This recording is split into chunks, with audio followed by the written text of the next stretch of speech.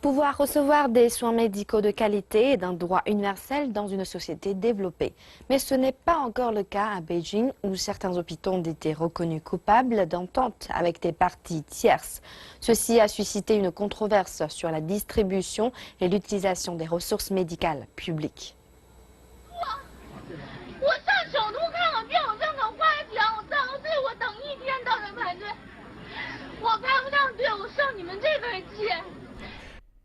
Cette jeune fille en pleurs a fait un long voyage jusqu'à l'hôpital de Gwanghwamun à Beijing pour se faire soigner une infection à l'estomac.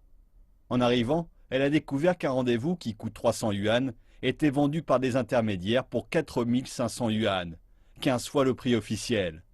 Refusant cette solution, elle a passé 24 heures à faire la queue sans pouvoir obtenir de rendez-vous. Sa vidéo est devenue virale sur Internet. Beaucoup d'internautes se sont pris de sympathie pour cette jeune fille et ont avoué que ce genre de choses était courant. Les autorités ont pris acte et adopté de nouvelles mesures. À l'hôpital Tongzhen, spécialisé en ophtalmologie et en ORL, les rendez-vous sont organisés. Nous avons fixé un plafond. Une fois qu'il est atteint, nous organisons des rendez-vous pour ceux qui n'ont pas pu en prendre.